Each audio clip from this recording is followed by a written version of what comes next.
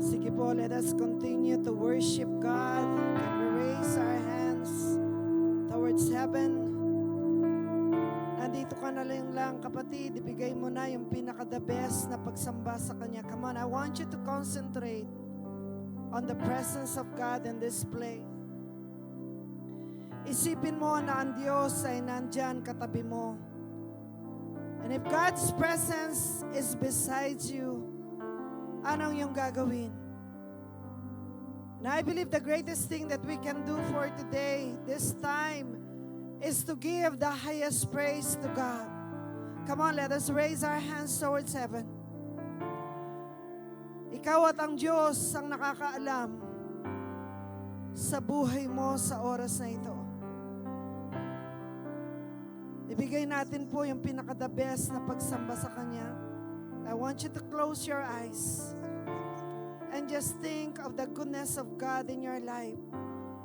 Isipin mo ang kabutihan ng Diyos sa iyong buhay sa oras na ito. Come on.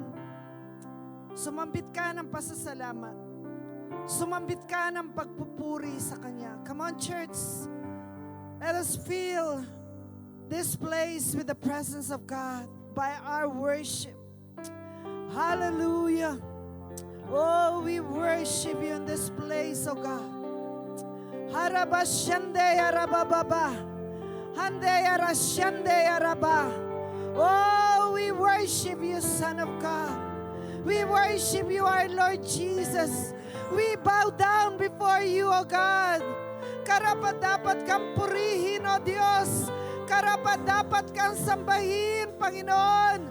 Salamat, salamat sa iyong kabutihan. Sige pa, church. Give Him the highest praise. Hallelujah. Oh, we worship you. We worship you, oh God. Oh, you're worthy to be worshipped. Harabashande, harababakandeya. Come on, let's sing that. Hallelujah.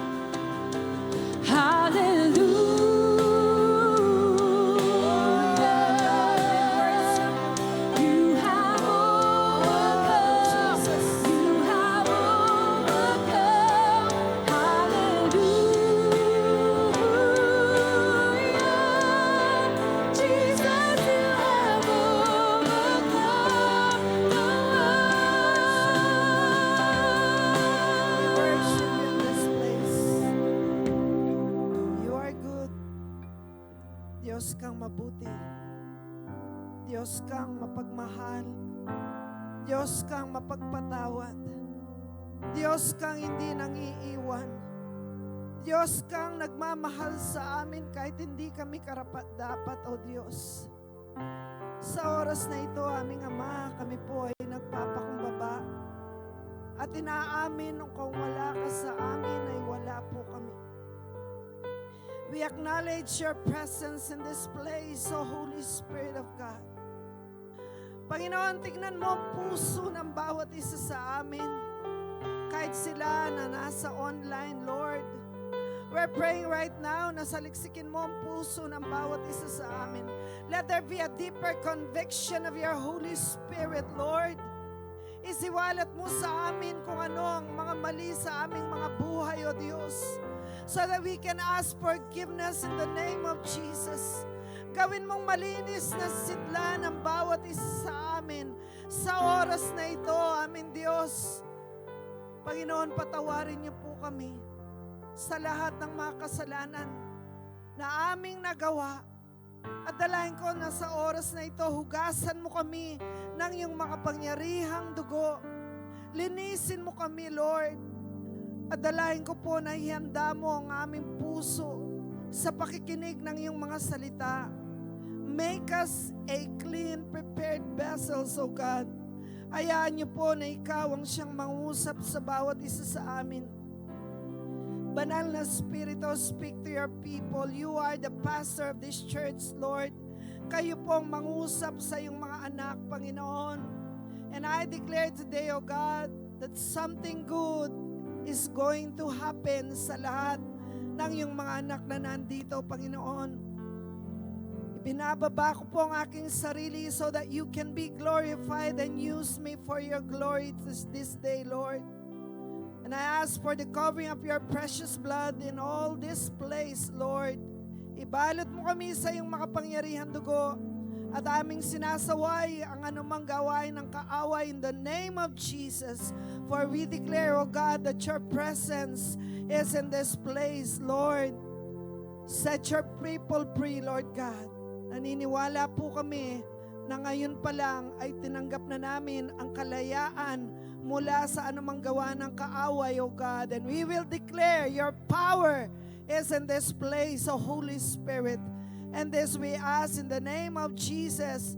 And all God's people will say, Amen and Amen. Sige po, palakpakan natin ang Panginoon. Hallelujah. Pwede na po tayong makaupo.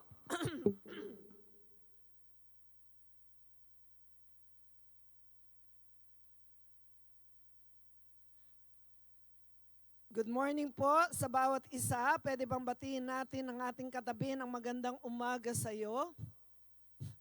Amen. So we are blessed na nandito po tayo sa tahanan ni Lord, no? In this presence of God. So tuloy-tuloy na po tayo. Let us go to the topic that God has given to us. Ang topic po natin is about God's temple. The temple of God's presence. Bahay ng presensya ng Diyos. And when we're talking about bahay o tahanan, ibig sabihin, merong nananahan doon. Sino pong mga nandito na merong mga bahay? Pwede bang itaas ang mga kamay? Okay, pwede bang palakpakan natin si Lord kasi binigyan na kayo ng bahay? What about yung wala pa pong bahay? Sino yung nagpipray na magkaroon ng bahay?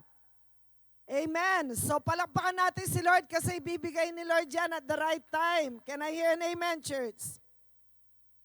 So pag we're talking about a temple or bahay or tahanan, it means it is a place na tayo ay nananahan. When we're talking about God's temple, it is a place or a person na kung saan ay dumadaloy at nananahan ang presensya ng Diyos. Now sabi po dito sa 1 Corinthians chapter 6, pwede bang basahin po natin ang sabay-sabay? Anak, pakipatay. 1 Corinthians chapter 6 verse 19 to 20. Do you not know that your bodies are temples of the Holy Spirit who is in you? Sige po, let us read together. Whom you have,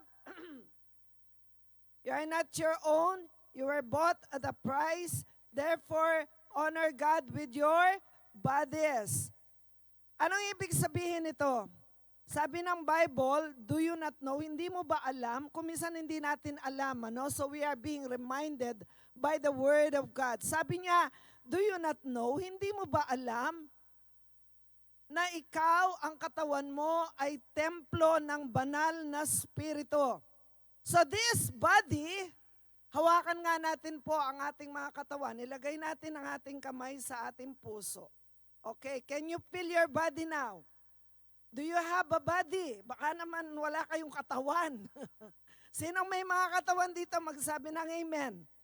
So we have a body. Now this body does not belongs to us anymore. Hindi na po natin ito pag-aari, although tayo ay nandito pa sa katawan na ito, no?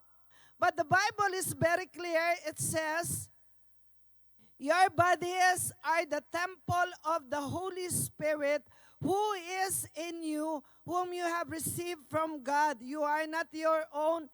You were bought at a price. Therefore, honor God with your bodies. Now, you could just imagine na ang isang tahanan po natin. Yung ating tinitirhan, ito ay isang pag-aari natin. Anong ginagawa po natin sa ating mga bahay? Tumitira ba kayo na marumi ang bahay ninyo? Of course, you do not like your place, your dwelling place na marumi. Ako po, kung minsan umaabot ako ng 1 o'clock sa paglilinis sa bahay, kasi sa umaga ay nagtatrabaho ako sa school. Kung minsan ay may mga panahon na nag-aalaga pa ng mga bata. So pag-uwi ko galing sa work, dahil wala po kaming katulong, I have to help in the cleaning of the house. At kung minsan ay umaabot ako ng 12, 1 a.m. kasi hindi ko matiis na merong mga platong marurumi, merong flooring na marumi. So, yung natural tendency ng isang tao na mamuhay ng may kalinisan, nasa atin po yan. Lahat ng gustong malinis ang bahay dito, magsabi ng amen. So, mayroon tayong natural na kapasidad na gusto natin malinis yung ating tinitirhan. Now, if you are the temple of God, ano ang ine-expect ng Diyos sa bahay niya? Gusto niya bang tumira sa isang maruming bahay? Is it a yes or no? Of course, it is a no. Hindi tayo pamamayanan ng presensya ng Diyos kung tayo po ay marumi o merong mga kasalanang ginagawa sa ating mga buhay. Na gusto kong maging maliwanag po ito because we are studying the Word of God. Kailangan naintindihan po natin kung ano ang tinuturo ng Diyos. Kailangan nakalagay sa mindset natin, wow, ako pala ay tahanan ng Diyos. But the question mark is there, ano ang ginagawa mo sa templo ng Diyos? Is it being used for God's glory? Or is it a channel of blessing to others? Or is it a temple not being used properly for God's glory? Baka hindi mo pinapagamit ang templo ng Diyos sa Kanya. Baka kay Satan mo pinapagamit. That is a question mark that we should understand. Na hindi mo na pag-aari ang iyong sarili. You were bought with a price. Grabe, ang tindi po ng presyong binayaran ng ating Panginoon para tayo ay maging sisidlan niya, no?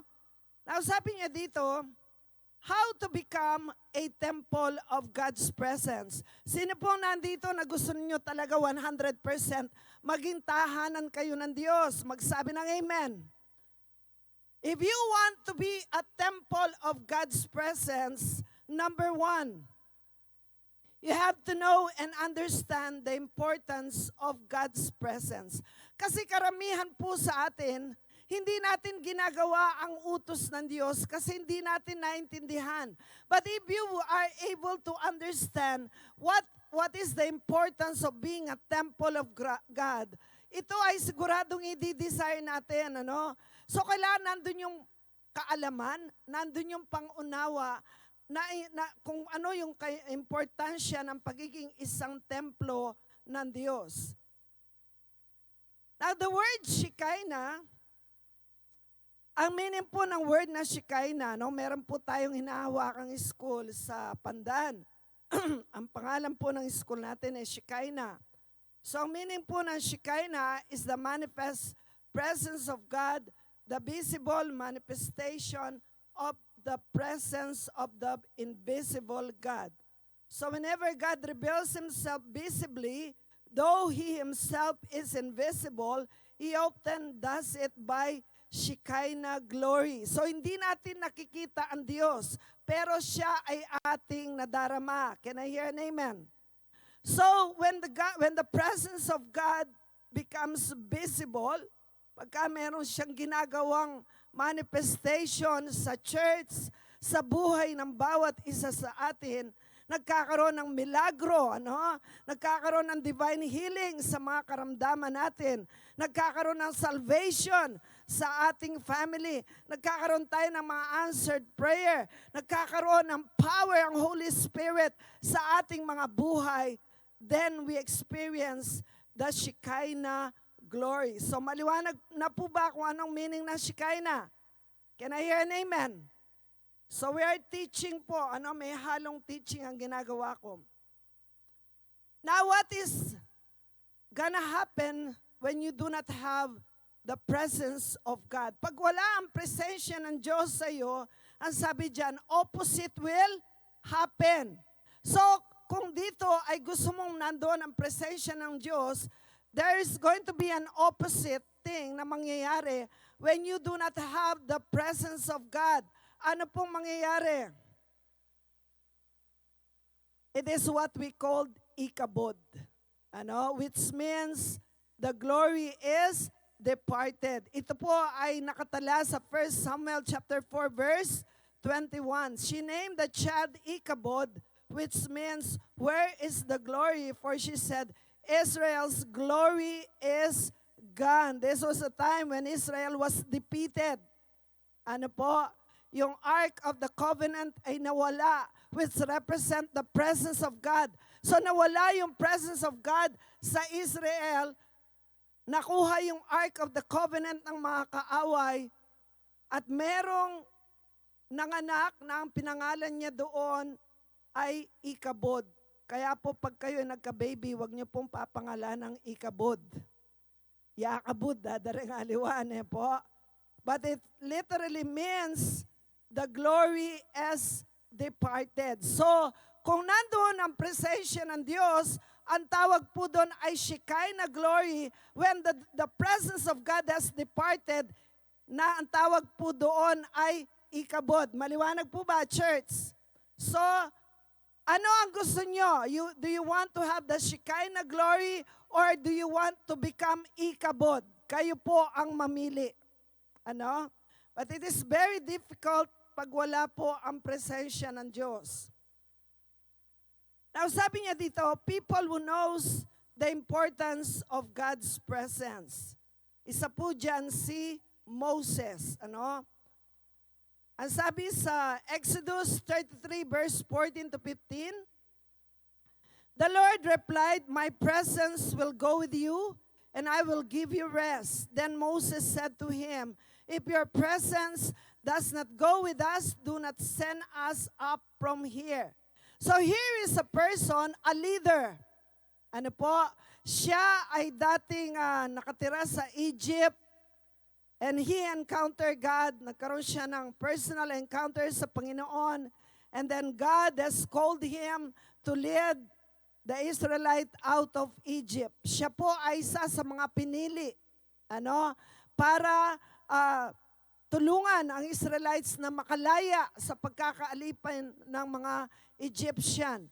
Pero nakita po ni Moses na sila ay nananalo sa laban, sila ay nagiging matagumpay pagka ang presensya ng Diyos ay kasama nila. Kaya there was a time na sinabi ni Moses sa kanya, Panginoon, kung hindi namin kasama ang presensya mo, hindi kami aalis sa lugar na ito. Ang sabi niya, because the Lord says, my presence will go with you and I will give you rest. Kaya ang sabi ni Moses, eto pong bargain ni Moses, Panginoon, hindi po kami makikipaglaban. No, we will not go out of the battle, Lord, if your presence will not go with us. Bakit? Kasi alam ni Moses na pag sila ay nakipag-battle without the presence of God, automatic na po yun, talo sila. Bakit? Sino nagbibigay ng tagumpay sa atin, church? Ang Diyos lang. Amen? Apart from God, we are nothing. Sa ating mga battle sa buhay na ito, hindi tayo mananagumpay kung wala ang presensya ng banal na Espiritu sa ating mga buhay. That's why it is very important that we are being reminded to take note that God's presence is very important.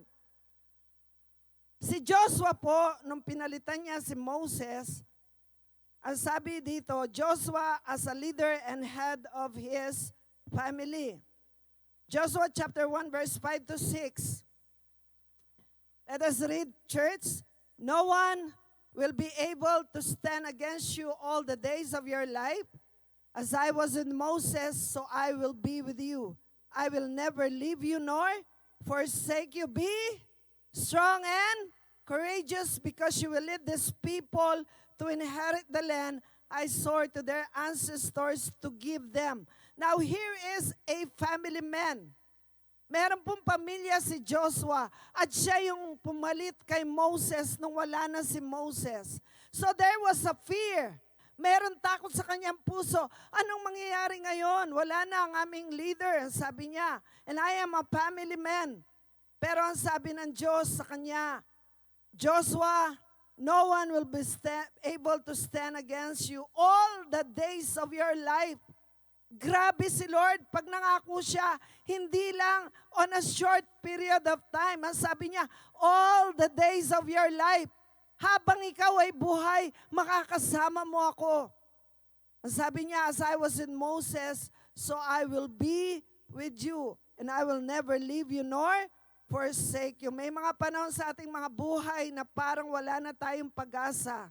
But remember, if the presence of God ay nandyan kasama natin, hindi po tayo kailangan manatili sa takot. Amen? Because the Bible is very clear. Sabi niya, huwag kang matakot, maging matapang ka. Kasi kasama mo ang presensya ng Diyos.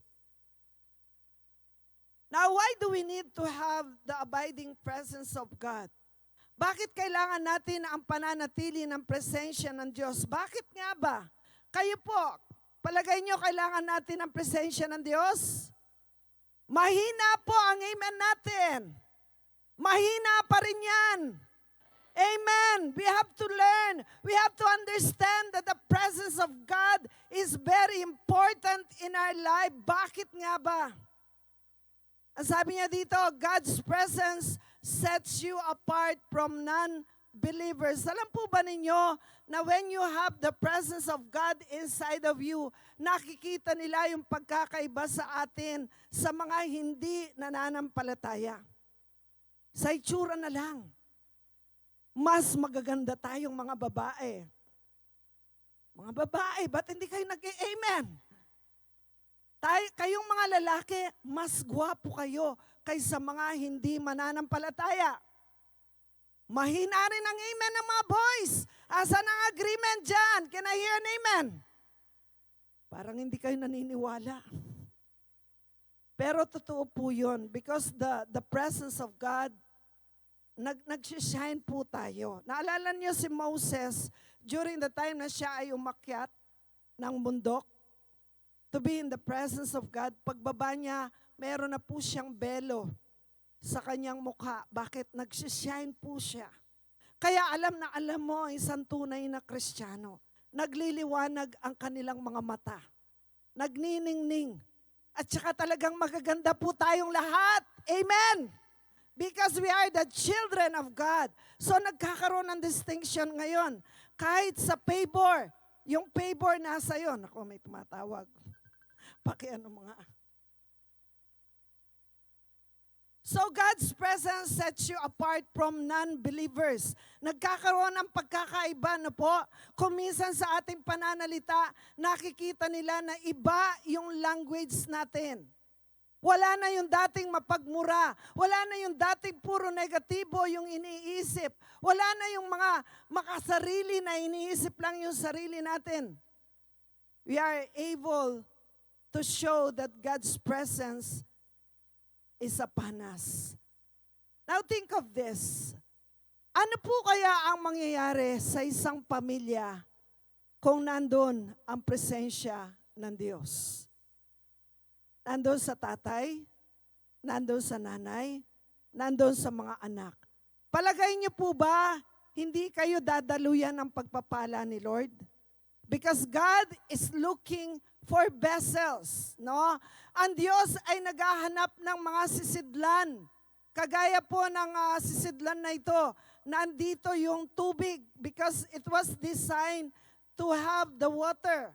So ang Diyos ay naghahanap po ng mga sisidlan o templo na kung saan ay mananahan ang kanyang presensya. Now if you are going to ask for the presence of God, imagine ninyo kung anong mangyayari sa pamilya ninyo. Hindi lang isa, Hindi lang yung nanay ang born again, hindi lang yung anak, ano? But you could just imagine if the whole family ay mga anak ng Diyos. Wow, grabe ang mangyayaring pagpapala ng Diyos. Amen? Sabi po sa Exodus 33 verse 16, how will anyone know that you are pleased with me and with your people unless you go with us?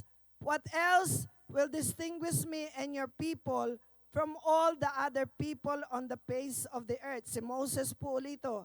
And the Lord says to Moses, I will do the very thing you have asked because I am pleased with you and I know you by name.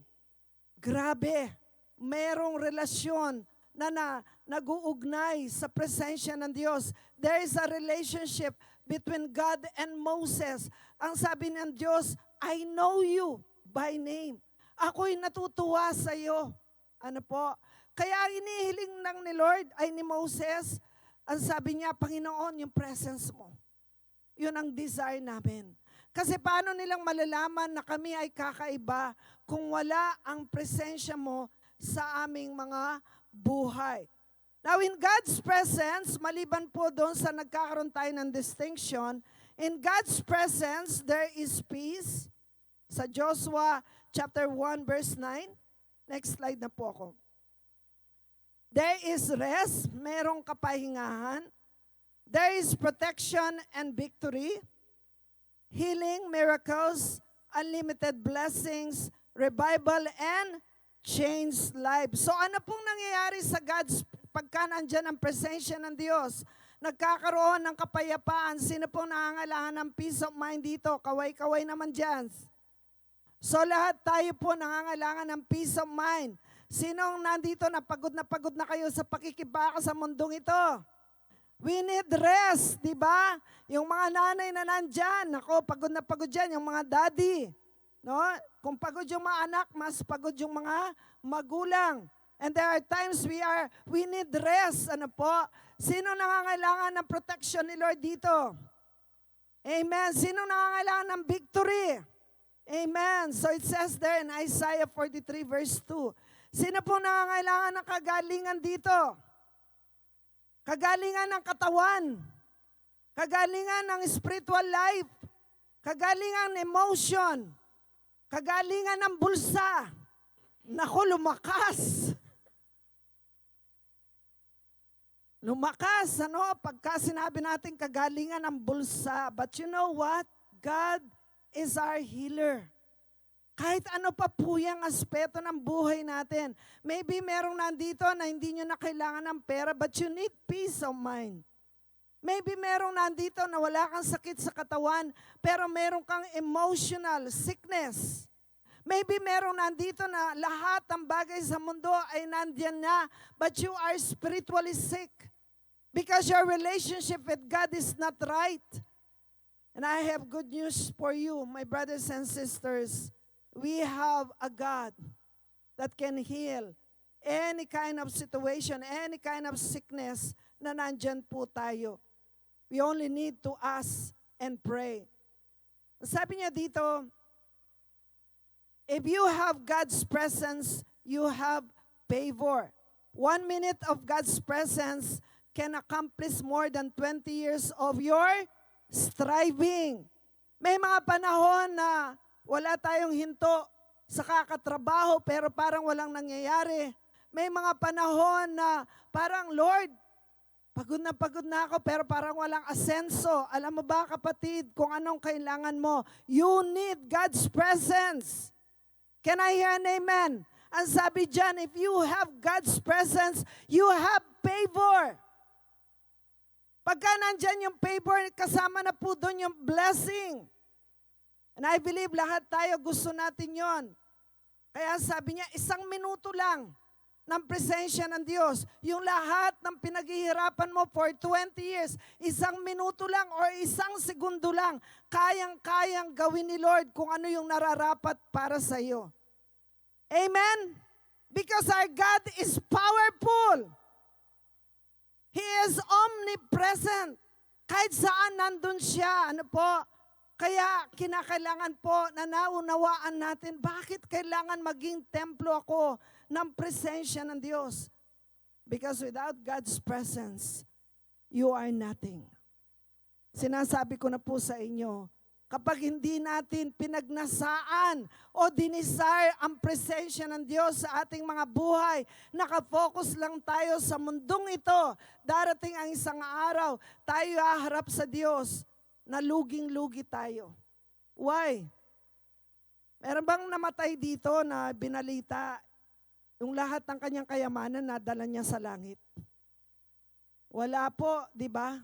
Kasi pag namatay ang isang tao, yung kahit na yung damit niya, ibabaon pa rin sa lupa.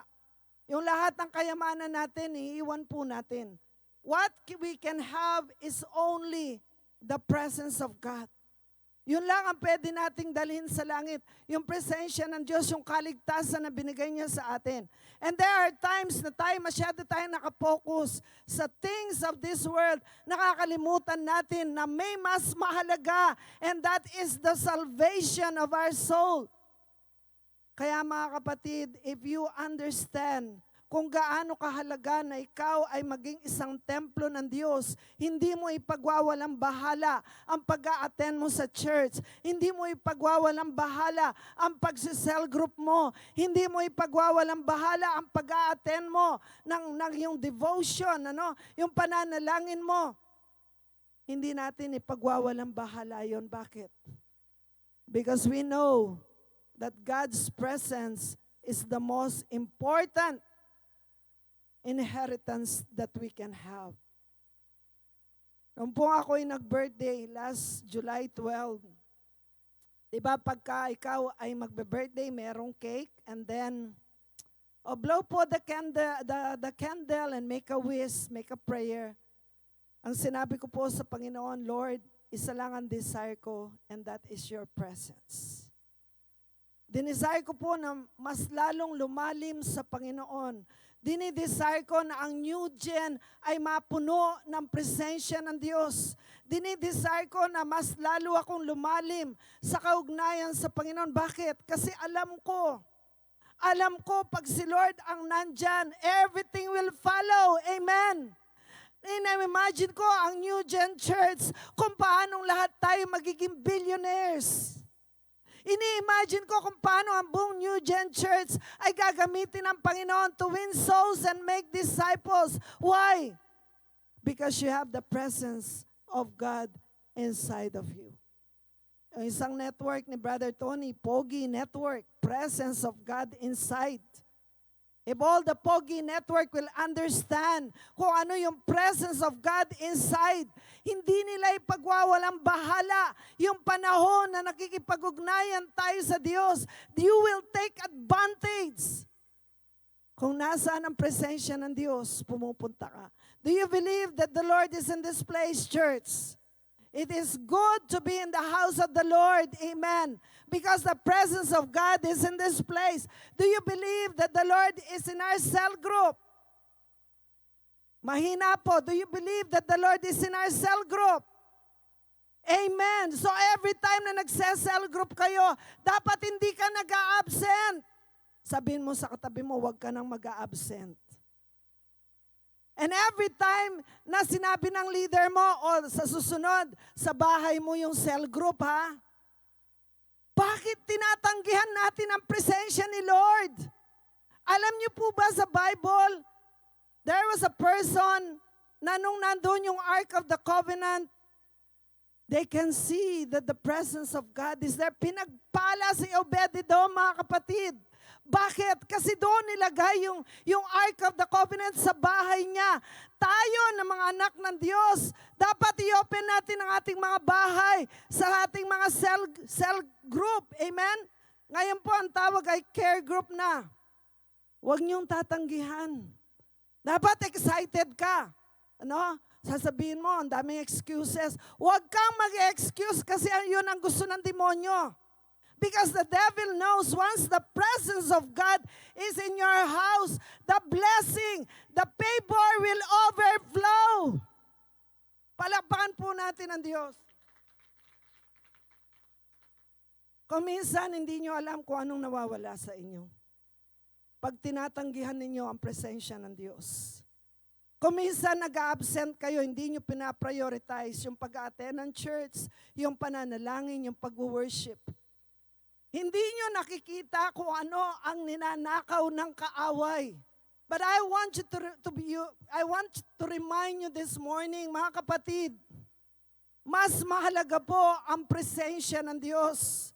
Because when you have the presence of God, every need that you have, ang sabi ng Bible, seek ye first the kingdom of God and His righteousness. Anong kasunod nun? And all these things shall be added unto you. Kaya mga kapatid, kailangan po umayos tayo. Sabihin mo sa katabi mo, dapat umayos ka na. Umayos po tayo. Lahat ng gustong magpaayos kay Lord, magsabi ng amen. Because when you have the presence of God, umaayos ka. Ako po, pag ako'y nananalangin, paglabas ko at ako'y nagpray, napipil ko, umaayos ako. And then the whole morning, ano man ang harapin ko, nagiging masaya pa rin ako kahit may challenges. Why? Because I know my God is alive. Amen? My God is alive. My God is true to His promises. Pero may mga panahon na kung minsan hindi natin pinaprioritize yung ating pananalangin, hindi natin pinaprioritize ang ating pag-church, ang ating pag-attend ng care group, hindi po natin alam, marami kayong namimiss. Maraming ninanakaw ang kaaway. Alam po niyo, nung nakaranas ako sa presensya ng Diyos, nung ako'y na-born again, sabi ko nga, naikwento ko na po sa inyo na ako'y nakatira sa Bamban, Tarlac. At yung church na akin pong inatenan, hindi po ako nagpalipat-lipat, isang church lang, diyan sa may Villa Dolores, yung CMI, You could just imagine yung travel time from Bamban. Aabot po ako ng mga 45 minutes papunta dito sa Angeles. Pagdating ko sa Angeles, sasakay pa ako ng Villa Pampang. Pagbaba ko doon sa Villa Angeles, sasakay pa ako ng tricycle. Kung wala akong pera, maglalakad po ako. Pero alam po nyo, dahil sabik ako sa presence ni Lord, alam mo yung dayok-dok ka, gutom na gutom ka sa presensya ng Panginoon, kahit malayo, kahit estudyante lang po ako, no? Wala akong ganong karaming perang pamasahe, kahit malayo yung place, nagpupunta pa rin ako.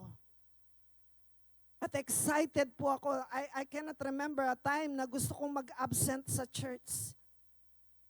Kayo po, ilang beses na kayong nag-absent sa pag-a-attend ng church. Alam niyo po ba, sayang yung mga absences natin kasi ang dami nating na-miss na pagpapala na galing kay Lord.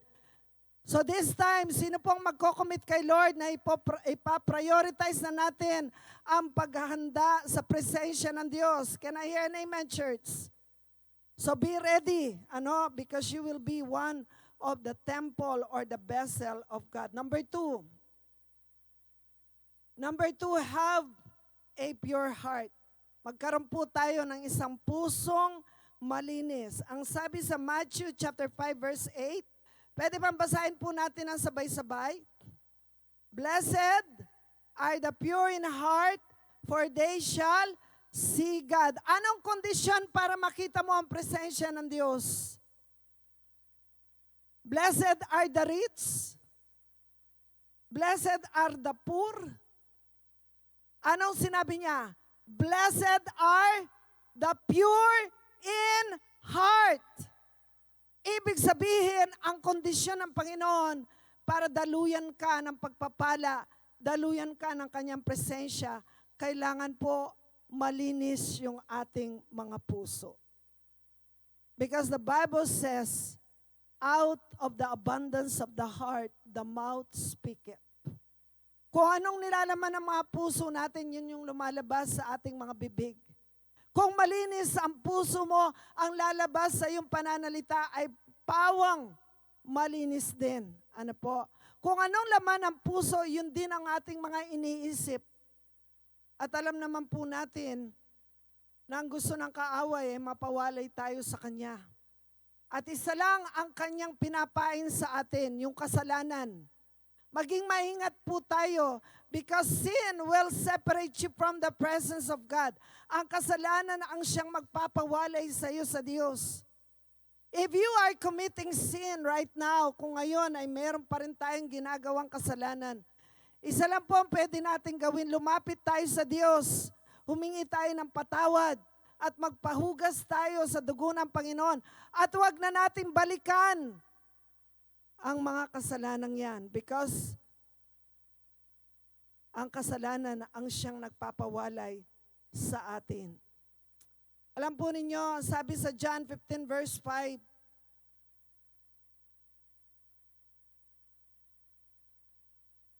John 15 verse 5, I am the vine, you are the branches. If you remain in me and I in you, you will bear much fruit. For apart from me, you are nothing. You can do nothing. So ano po ang kailangan? Kailangan nakakonekta tayo sa Diyos. At pwede lang tayong makonekta sa Panginoon kung malinis ang ating pamumuhay. Kaya sabi ko kanina, kung meron tayong mga kasalanan hanggang sa kasalukuyan ay ating ginagawa, we need to repent and ask forgiveness. Yung mga kamay natin, saan mo ginagamit ang mga kamay na ito? Ginagamit mo ba yan sa paggawa ng kasalanan? Baka naman kung ano-anong mga hinihipo ng mga kamay na ito. Baka humihipo ka pa rin ng baraha. Humihipo ka ng mga bagay na nagiging dahilan ng pagkakasala mo. Anong pinipindot mo sa cellphone? Kamay pa rin po ang ginagamit natin. Ano ang mga use ng kamay na ito? Anong gamit ng ating buong katawan? We must be used for God's glory because we are God's temple. Sabi dito, if you do not covet the presence of God, recognize the presence of God, reverence the presence of God, if and when you have it, you will lose it. Anong ibig sabihin dyan? Mga kapatid, kailangan pag nasain natin ang presensya ng Diyos, i-recognize natin ang presensya ng Diyos at magkaroon tayo ng banal na pagkatakot sa presensya ng Diyos. Kasi po, pag hindi po tayo naging aware na pwede tayong iwanan ng presensya ng Diyos, hindi tayo nagiging maingat. So we must have a pure heart. And then number 3, dito po ako magtatapos. Develop an intimate relationship with the Holy Spirit. Sabi dito, we must treat the Holy Spirit as a person reverently, not as a thing. Learn to meet Him and commune with Him every day. Be sensitive to His voice, conviction, and obey, and do not grieve Him. Nung umalis po ang ating Panginoong Yesus, ang sabi niya, it is good that I will go to heaven, but I will send you a comforter in the person of the Holy Spirit. So, ang banal na Espiritu, siya po ang kasama natin ngayon. Siya yung nagko-convict sa atin. Siya yung nagdadala sa atin sa kabanalan. Siya yung nag-iingat sa atin. Siya yung nagbibigay ng joy. Siya yung nagbibigay ng lahat ng bunga, ng mga gifts. So that we can live victoriously habang tayo nasa planet Earth. Pero the question is, sinusunod po ba natin ang conviction ng Holy Spirit? Ang sabi sa 1 Samuel 15 verse 22, but Samuel replied, does the Lord delight in burnt offering and sacrifices as much as in obeying the Lord? To obey is better than sacrifice, and to heed is better than the fat of rams. Alam po ba niyo kung anong hinahanap ng Panginoon? Ang hinahanap niya yung ating pagsunod. Lalo na pag kino-convict na tayo ng banal na Espiritu. Tanong ko po, sino ang mga nandito na nako-convict pa ng banal na Espiritu? Pwede bang itaas ang kamay? Yung napipil mo pagka may gusto kang gawin o may nagawa ka, agad-agad may sinasabi siya, anak, mali yung ginawa mo. Anak, hindi tama yan. Meron pa po ba tayong ganon, church? Pwede bang palapakan natin si Lord kasi meron pa kayong conviction. Ang nakakatakot pag naging kalyo na yung puso mo. Ibig sabihin, wala ka ng pakiramdam. Wala ka ng nadarama kapag may ginagawa kang kasalanan. Wala na kang pakialam, manapin kayong kapampangan. Wala na munang born again ngayon. Basta ako, gagawin ko ito. So you do not respect the conviction of the Spirit. You are not obeying what the Spirit of God is convicting you. Pag nagbabasa ka ng Bible, sinasabi sa Bible, yung mga bagay na hindi mo dapat ginagawa, pero hindi tayo sumusunod. Darating po ang isang araw na kahit anong convict ng Holy Spirit, hindi na tayo makikinig. At yun ang nakakatakot. Because sin will destroy you kung hindi po ito nawawala at hinihingi ng patawad. Kaya sabi niya, to obey is better than sacrifice. Now, what is the meaning of the word grieve? Sabi niya, to grieve means to make sad or sorrowful. It means to cause sorrow, pain, or distress.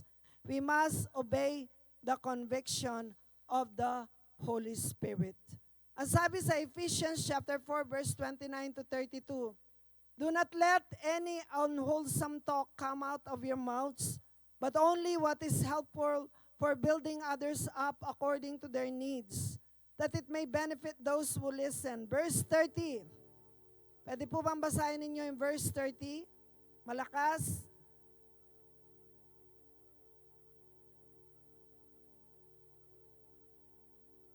Isa pa po, malakas. Let us read it. Verse 30. And do not grieve the Holy Spirit of God, with whom you were sealed for the day of redemption. Isa pa. And do not grieve the Holy Spirit of God, with whom you were sealed for the day of redemption. Mga kapatid, mayroon pong warning ang Diyos sa atin. Sabi niya, warning, God's presence can leave us. Pag matigas na po yung puso natin, hindi na tayo sumusunod sa kautusan ng Diyos, iiwanan ka ng presensya ng Diyos. Because God is looking for a clean vessel. Isang lalagyan na pwede niyang pagkatiwalaan ng kanyang presensya.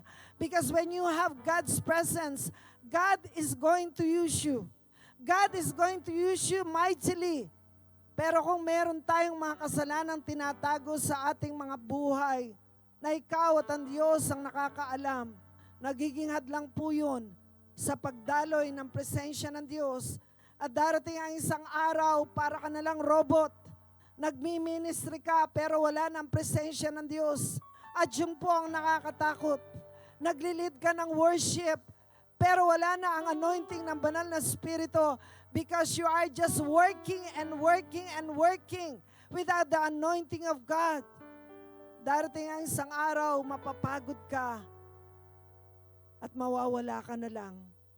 At sasabihin mo, naglilingkod ako kay Lord. Yes, naglilingkod tayo kay Lord.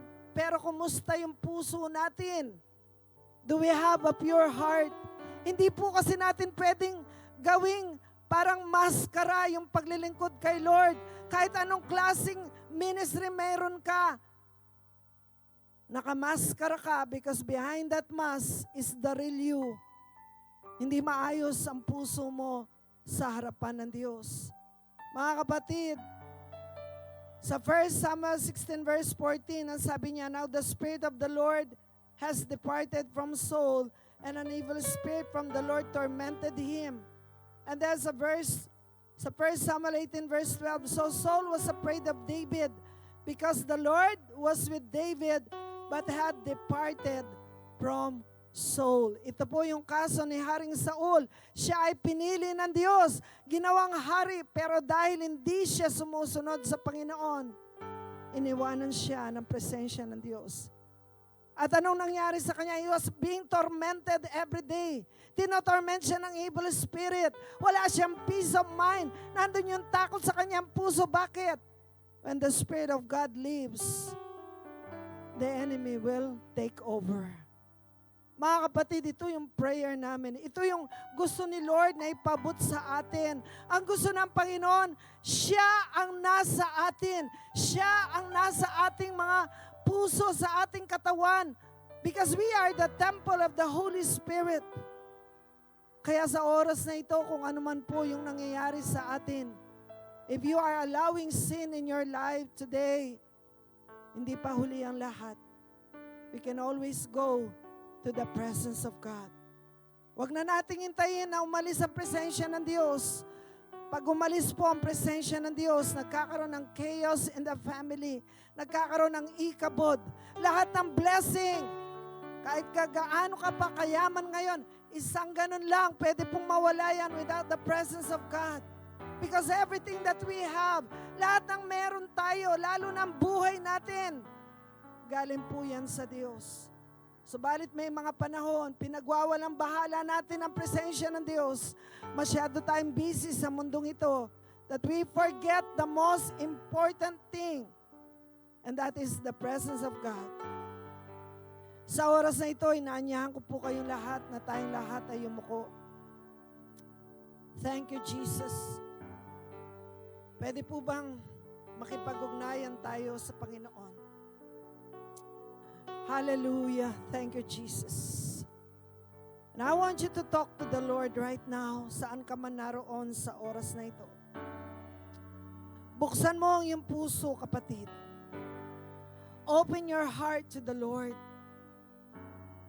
Sabihin mo sa Panginoon kung anong nilalaman ng puso mo. Kung merong mga kasalanan na nandiyan, pinagwalang bahala mo ang presensya ng Diyos. Pinagwalang bahala mo ang pagliligtas niya sa iyo. Hindi siya ang number one. Because it can be sin in your life kung si Lord ang number one sa buhay natin. Kapatid, sa oras na ito, lumapit lang po tayo. Humingi tayo ng patawad sa Diyos because God's presence is in this place. Kinakatok niya ang puso mo ngayon. Pinapaisip niya sa iyo kung ano ang mas importante. Siya ba o ang mga bagay sa mundong ito? Come on, church. I want you to pray coming from your heart. Isuko lang po natin lahat ng nilalaman ng ating mga puso. Come on, I want you to pray wherever you are. This is your moment to spend with God right now. Paayos mo ang puso mo, kapatid. If you have something in your heart na alam mong marumi, kasalanan, isuko mo lang yan and ask for of your heart.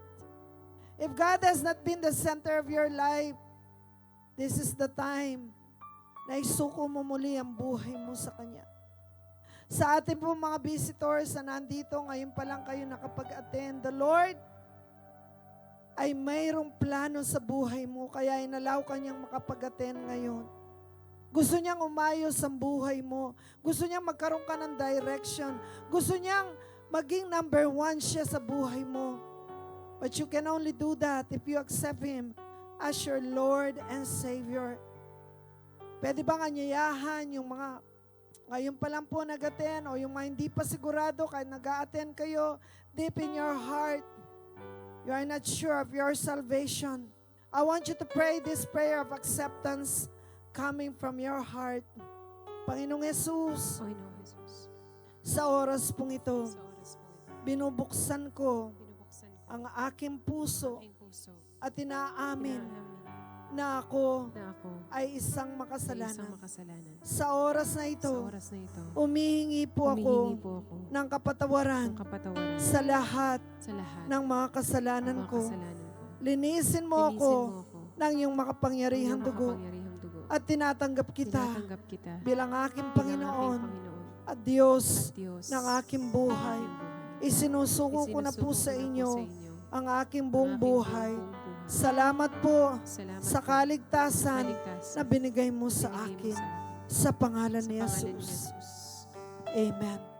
At tunay po ang Lord, napakabuti po sa ating lahat. Gusto ko lang pong mag-share ng very, very light. At ang message po ng Lord ay pagre-rest ng Holy Spirit sa ating mga buhay. And knowing the fact, nung si Jesus Christ po ay namatay sa cross, He chooses not to stay in the tomb for ng matagal na panahon. He just stayed sa loob ng tomb, sa loob ng libingan for 3 days. At nung po siyang nabuhay forever, hindi niya po pinili na magstay doon. But yung katawan na yon, kasi binili niya ang buhay natin para sa buhay po natin, sa katawan na to, manatili po ang presensya ng Lord, and that is the Holy Spirit. Gusto niya pong mag-rest sa atin, and through that, sa ating pagbibigay, binibigay po natin yung ating oras. Pinapahalagahan po natin yung ating oras sa Lord. Binibigay po natin yung pinakamabuti natin. Time, resources, and everything. Kasi po, siya po yung karapat-dapat. Sabi po sa 1 Chronicles 16:29, give to the Lord the glory He deserves. Bring your offering and come into His presence. Worship the Lord in all His glory, splendor.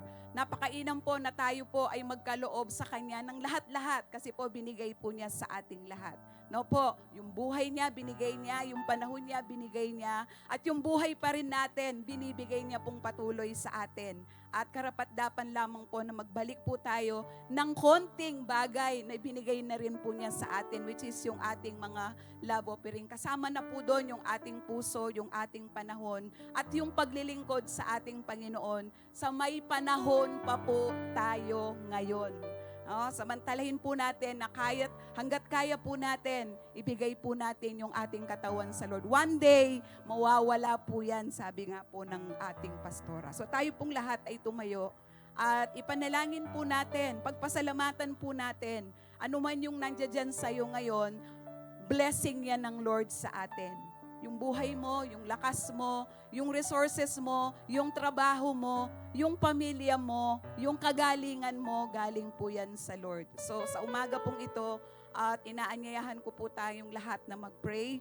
Lord Jesus, napakabuti mo sa aming mga buhay. Minsan, o madalas, hindi po ikaw yung pinaprioritize na amin.